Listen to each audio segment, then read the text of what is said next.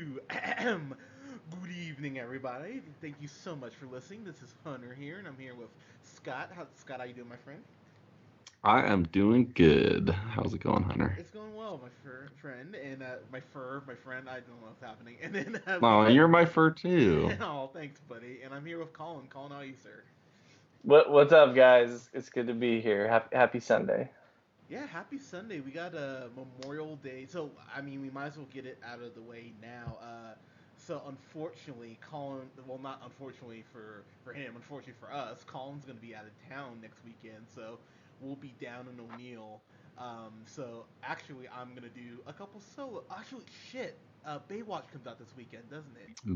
God Ooh, damn. yeah, it does. Okay, yeah, Scott. Maybe we can just review that, and maybe I'll suffer through Pirates myself if we're busy. But anyway. No, I wanna see pirates. Like I wanna see You're like, I want to rip it like apart. yeah, exactly. I wanna witness this. Fair enough, but we will be down on O'Neill, but because he's gonna go see Chance the Rapper, you lucky motherfucker. God damn it. Yeah, if anybody's listening to this and you happen to be at Sasquatch, just holla at your boy, because I'll be the one there in the burrito shirt. It has a cat and a burrito. It says burrito. Yeah, it's bright blue. Can't miss it. So you can be like, Attached to a tall drink of water with the yeah, sexy just be bit.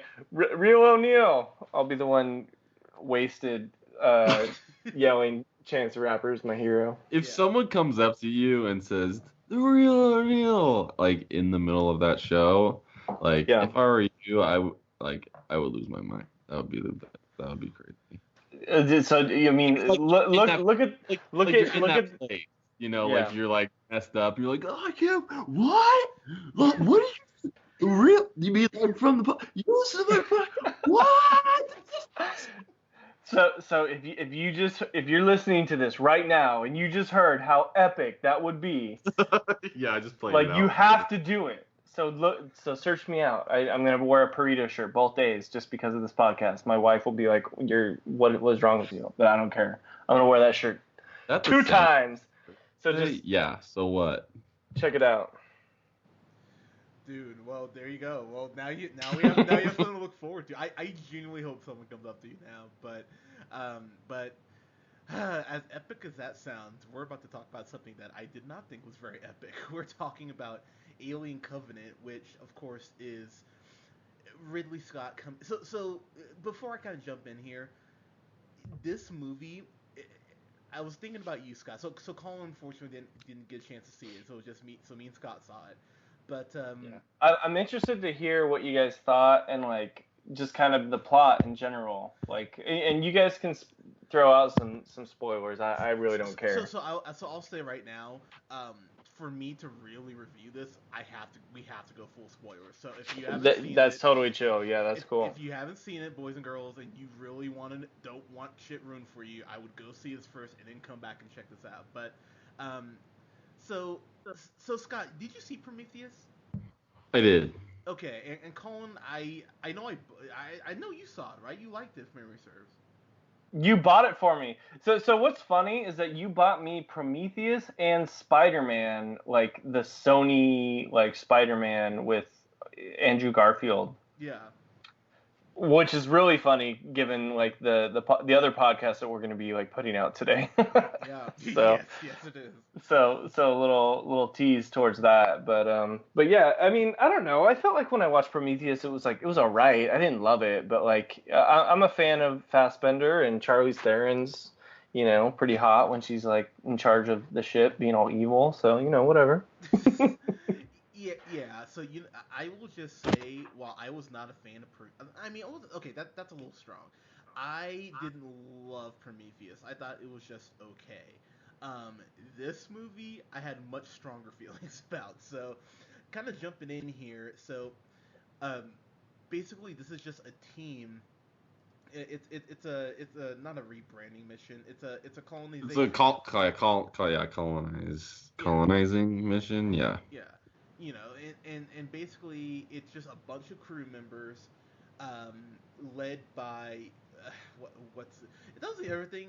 It felt like they did not mention people's names in this shit. I was really like the only one you kept hearing was Tennessee, played by Mhm. Danny McBride, and I will get to him. But the captain of the ship, Orm, Yeah.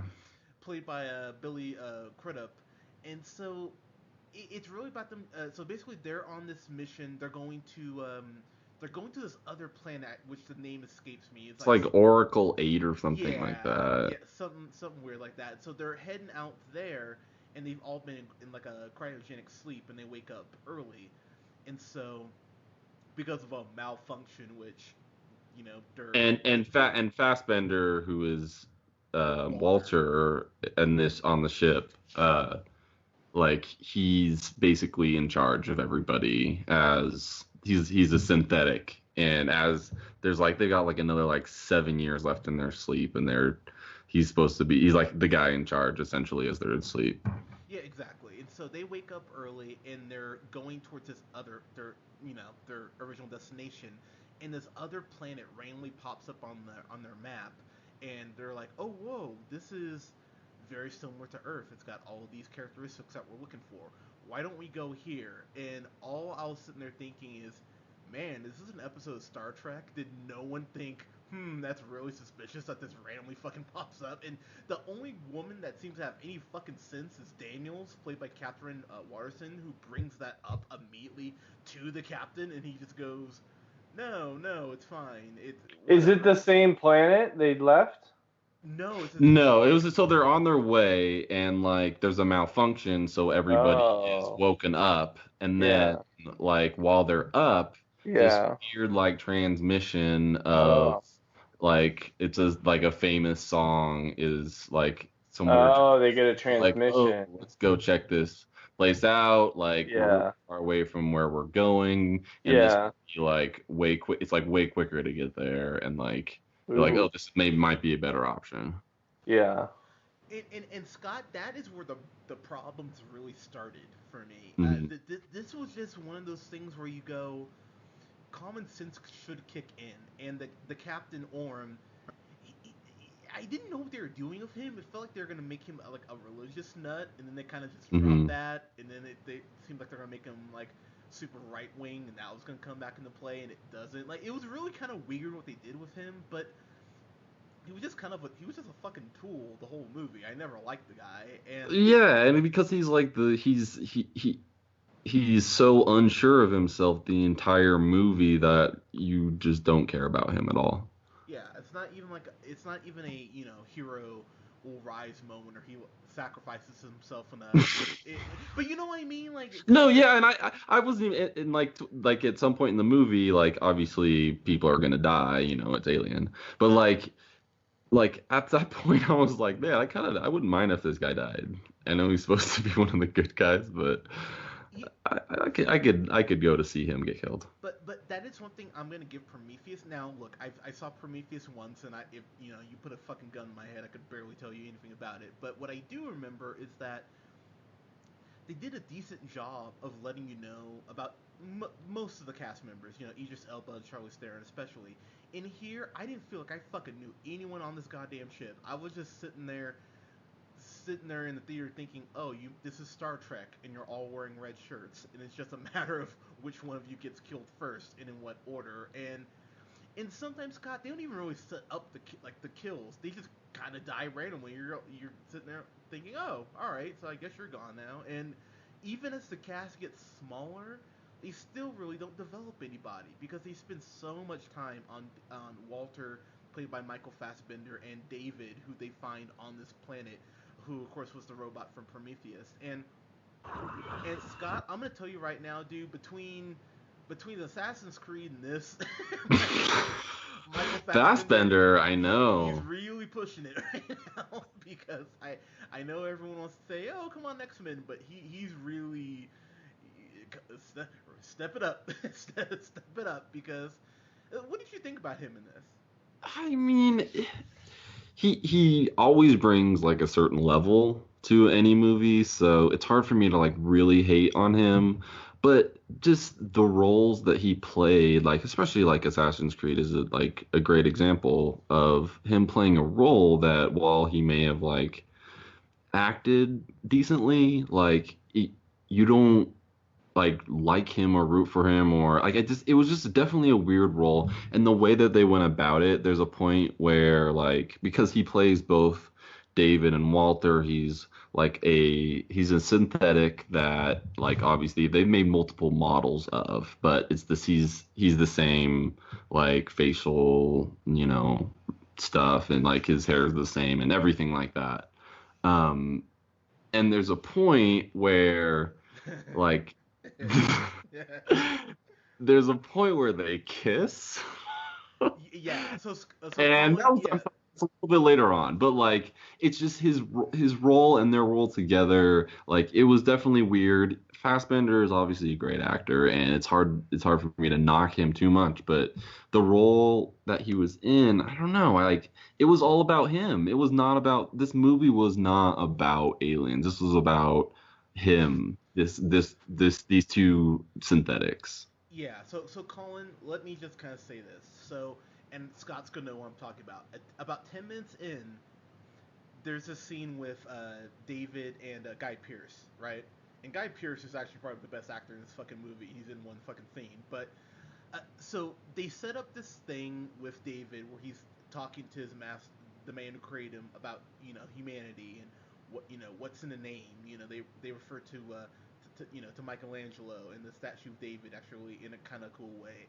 And Colin, they set up this thing where I went, oh my god, I know what this whole fucking movie's gonna be about. It's 5 minutes in, Scott, and I don't know about you. There's this. So Colin, you saw Split, right? Yeah. So I was just thinking they could have left that out, and they should have left that out. Just that entire scene. yeah, so here's the thing. So you know how you get to the end of Split and they reveal that twist, and it's like, oh my god, that was so fucking well done. There is somewhat of a twist at the end of this, and I went, oh fuck you. I left that theater just angry. I mean, I wasn't a huge fan of this movie anyway, but when Scott, you know what I'm talking about, this twist they pull at the end, I went, Well, if oh. we're doing full spoilers, you should Yeah. just explain it. So okay, so basically they get to this planet and they just start getting offed, by the face suckers, and then you discover the new It's like a parasite kind of thing, like it's taking over people slowly. It's what you would expect. yeah, and you get your first look at like a xenomorph, which is actually really fucking cool. It doesn't look like the original Alien, which I'm gonna get into, which doesn't make any sense, but whatever. So you find out that David had been on this planet, since the end of Prometheus, and he has, I guess, been using DNA and just trying to make these xenomorph hybrids and wiped out the planet like of those people who were in Prometheus. And it's really the way they explain it. I was sitting there looking at the screen thinking, okay, really? You're telling me that basically the whole alien mythos is because of this robot who did this just because? Why not? Because they never really fucking explain it. Like he kind of has a god complex, but that.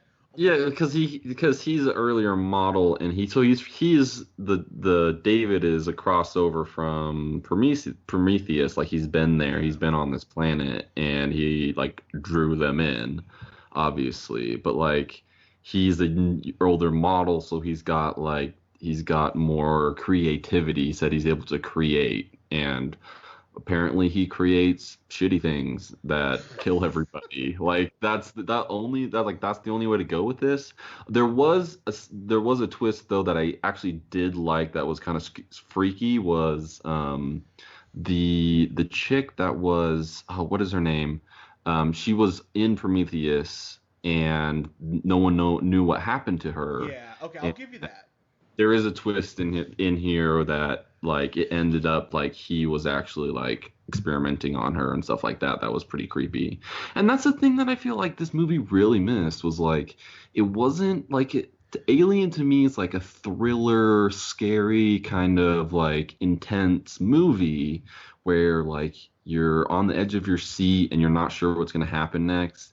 It was like I think the runtime on this was 2 hours and 22 minutes or 2 hours and 20 minutes or something like that, and it was probably 45 minutes too long. Like Yeah. there was like getting to this place, and then them actually coming into contact, and then you learning about what's actually been going on and the backstory, and like I just couldn't get into it. Like the entire time I was waiting for something to happen, and it, it was just it fell flat. I didn't mind Danny McBride. I mean, he felt out of place in this Okay, movie. I will say that. okay. So sorry to interrupt you, but Colin, I'm gonna tell you right now, Danny McBride was my favorite part of this movie.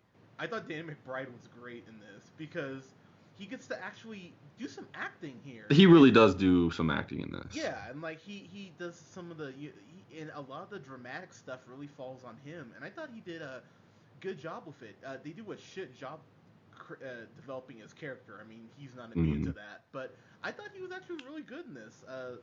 So yeah, why do you feel out of place for you, Scott? Just I think because I'm used to him being in maybe like comedies. It's not to say that I liked him in it. He just seemed like I don't know why I just couldn't take him seriously for some reason. I just like just his character, like him, like the casting choice I feel like was off. Like he's like kind of like a husky guy, and like I don't know, he just doesn't really like fit the bill of like these like uh I don't know, top of the class people going out to settle new colonies and stuff. But that's really minimal compared to what was going on. I actually did like Catherine Watterson, who played Daniels. We kind of talked about her. I think she showed like great emotion in this. There was a couple scenes with her. So here's my one problem with her is that they cut her hair like Ripley, and it was just so distracting the whole time. Like not in a good way. It was. No, you're right. It was. It was just one of those things where I was comparing her to Sigourney Weaver the whole time, and I couldn't help it because of her fucking hair. And she's no Sigourney Weaver. I mean, I know you say that she carried her own. I thought she was okay. I mean, I thought she was able to squeeze, as my grandpa would say, blood from a turnip, because some of the dialogue they gave her was fucking atrocious. I was like, oh my god, you poor thing, having to say this, having to say these lines. But I thought she did decent with it. But Colin, believe me when I say, like, you watch Star Trek growing up, you don't seriously, people just start getting picked off, and you can't really feel any emotion to it because they barely give them any dialogue. James Franco's in this movie, and Scott, I was thinking about you. It's the most random cameo. So, Colin, basically, James Franco is the husband of Daniels, and his pod, like when the ship kind of goes crazy and everyone's waking up from their cryogenic sleep, his pod gets locked and they can't get him out, and so he just gets burned alive. Like right away. Yeah. Like oh, it's in the start. It's in the start of the movie. Yeah, it's like the first 10 minutes. Oh, that's amazing. But I'll tell you, I was laughing my ass off. I went, oh wow, that's probably the hardest laugh I'll get this whole movie. Yeah. But surprisingly enough, and this is a credit to James Franco, they have like she's looking like at a video of him, and he had more emotion in that scene where he's basically a fucking video than most of the rest of this film. It just there's nothing to attach yourself to, Scott, and that's all I kept thinking is I want to give a shit. Alien and Aliens are two of my favorite movies ever. I'm sitting there thinking, come on, give me something, and I got nothing, Scott, honestly. Yep, no, nothing. You're right about the character development because there's, you didn't feel for them when people started dying and like infecting each other. That's what I really enjoyed about Prometheus, even though like I know it wasn't a lot of people's favorite, but it was kind of more of like a slow burn of like build up, and when something did happen, it was like really dramatic and it kind of came out of nowhere. And I feel like it was like you got like you have different sizes of the aliens around, and like you have like the white ones, and at one point they're like communicating with David, and which kind of ties all into it. But I don't know, didn't really scare me. Like it did. I didn't feel like they were really trying to. I feel like it was the movie was more about David, and him trying to infect everybody and essentially get away with the ship, which was something you saw a mile away. Yeah. Like they lead up to this at the end where Catherine Watterson's when Daniels is in the pod that she's being put to sleep, like they're finally going home. They killed him, and they're finally going home, and she's in the thing, and like you could see it coming a mile away. She's like, Oh, remember this one thing I talked about earlier in the oh movie, wait, and Scott, may I yeah, explain that please. real quick? Okay, Colin. So here's what happens. There's a point where David, the robot who's been stuck on the planet, he basically reveals that he created the Xenomorphs and the face huggers, which it's a whole nother problem in its fucking self. But you learn that basically all of Alien, like this whole mythos, is because of him, which is so fucking Hmm. dumb. But he's having a conversation with Walter, and Walter's kind of saying, you think you're a new god, you think like which this movie gets really preachy towards the end too, which is a whole nother issue I had with it. But uh, David kills Walter, presumably. And by the way, at this point, No, David. Oh, Walter kills David, presumably. Walter is the oh, good guy. oh, no, because remember, David kills him first, and then Walter comes back, and it's Oh, right. Okay, yeah, I guess. yeah. Sorry, couldn't keep track of that. No, exactly, because they do such a terrible job of keeping this shit straight. But David and Walter, they're fighting, and they're going back and forth. If you do not immediately go, oh, the twist at the end is going to be that David comes back and not Walter, you're a fucking fool if you don't It see was it such an coming. easy scene, easy setup scene to spot. Like it was like, oh, they're not gonna show who wins this fight. Oh, and they look exactly alike. What's gonna happen next? Like it's Yeah. mm, no, The, no, I don't did not like that a bit one bit. the reason I did laugh really hard at that though is because they did the same thing on Archer with Krieger, and they still haven't really explained it. That made me laugh. But Colin, dude, by the end of the movie, I was sitting there. I thought, this is a C minus ish. But with that ending, with David saying, like, don't let the bed bugs bite, it's just such a bad villain line. It just, like this movie's trying so hard to be profound and to answer, the Hmm. big questions like who are we, where do we come from.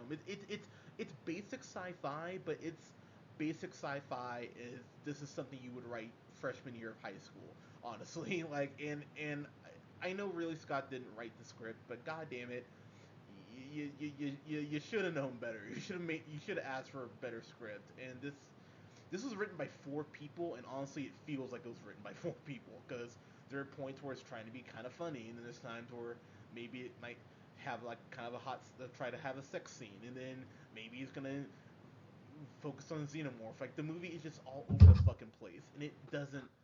Um, so let Like me. at least give me like a robot on robot like sex scene. Like they already have him essentially making out, which is the weirdest thing that they brought about.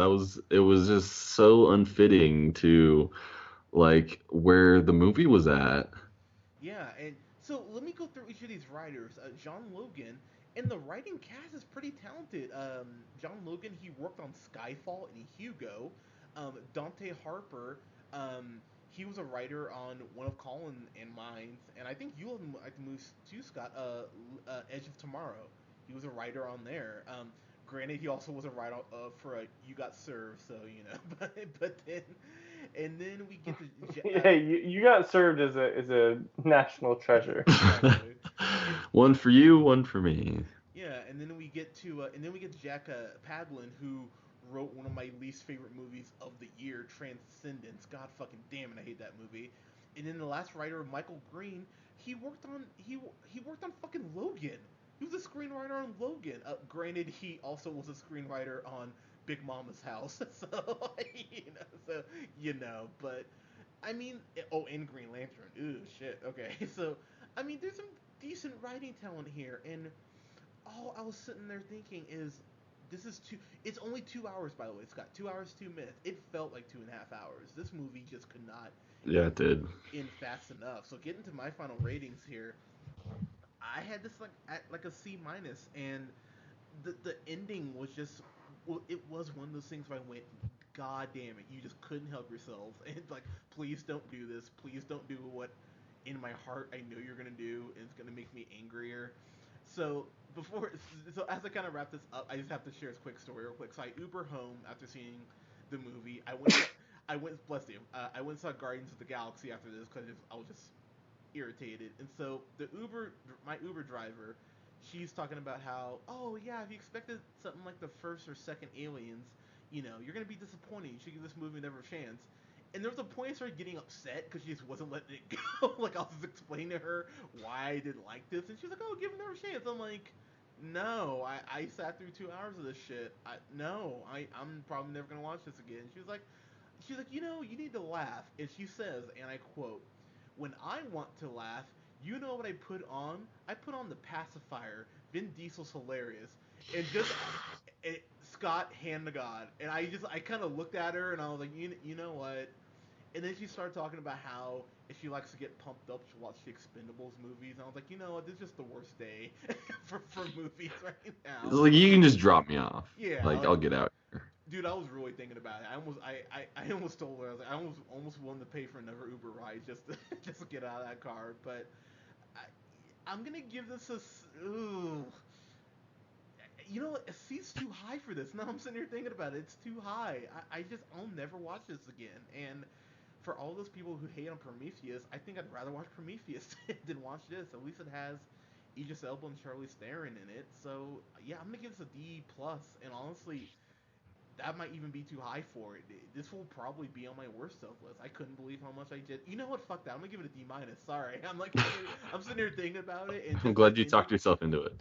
No, I'm sorry. I'm sitting here thinking about that ending, and just how it goes like da da da, like we got you, and I was sitting there thinking, no, you didn't. I saw this coming 20 minutes in. So yeah, D minus for me. Scott, your final thoughts, sir. Um, ending was predictable. The twist was, you could see that coming. It didn't feel like an alien movie, and that's what really bummed me out. Like you don't have to go to space necessarily for it to be a great alien movie, and I feel like I don't. I would definitely. I'm with you. I would rather watch Prometheus than this movie, and I wasn't in love with Prometheus either, but um, just it felt off. It felt like the casting was kind of weird, not really likable characters. They kind of rushed into everything. Um, I don't know. I feel like they could have really made this like creepy movie, and to me, those alien movies are like a creepy thriller. But I didn't get that at all, and it didn't make me. I didn't walk out of that theater angry or fuming or anything. It just was like I feel like I more had just wasted time than anything, which I think says more about it than anything. But um, I I gotta give this one a C minus. Oh, you're too kind. Damn it, Scott. Join me in the D category. Come down here. I I mean, I get it. Like, that's the thing. I can't blame people for just saying, rent this, But yeah, I'm sitting here thinking about it. I can't go higher than a C plus on it. I mean, I'm gonna stick with my D minus, but I really felt like I had wasted my time when I left the theater, and it kind of made me think of. I got a very big Terminator Genesis feel from this, and honestly, I would watch Terminator Genesis before I ever watched this again. And I was not a fan of Terminator Genesis. At least it has Arnold in it. I don't know, man. This just hit me in all the wrong ways. So, but C minus, I think that's fair. Like, I can't even be mad at C minus grade. If you gave it like Yeah, and like I said, if I were more angry coming out of this, it was just more disappointing and like just kind of anticlimactic. I mean, but with that said, I would watch this before I watch King Arthur again. So I mean, I guess there's True. I mean, I haven't even seen it, and I would rather watch this again. yeah, you trust me, you'd want to watch this again instead of King Arthur. But guys, Alien Covenant, because what's interesting is I've seen it's been almost like, it's a 73%, I believe, on Rotten Tomatoes, but everyone I've talked to, they've been split on it. People really either were like, "Oh wow, I was pleasantly surprised by this," or people were like me, where they go, "Wow, this is pizza dog, this is crap. What the hell?" So it's been very, you're either hot or cold on it. So yeah, very curious to get your guys' thoughts on this. Subscribe to us here on SoundCloud at The Real Pineapple 775. Like us on Facebook at The Real Pineapple. Follow yours truly on the Twitter at J Hunter Real Pineapple. Follow Colin on Twitter at, The Real O'Neill. and follow Scott on Twitter at. Name the first. Guys, thank you so much. For Memorial Day weekend, we will have reviews up for Pirates of the Caribbean. God damn it. This is a 6-1, isn't it? I think it's a 6-1. I think so. Yeah, good God. And Baywatch, which I am I'm probably more excited for than I should be. But yeah, we will have reviews up for those for you guys. And Scott, we will actually have the first we'll have our first in our film series of our favorite movies. Scott's gonna go ahead and he'll let us know what he's gonna review. So I'm curious I what will that's gonna. definitely let you guys know. Yeah, so I'm curious what that's gonna be. But guys, thank you so much for listening. We'll talk to you soon.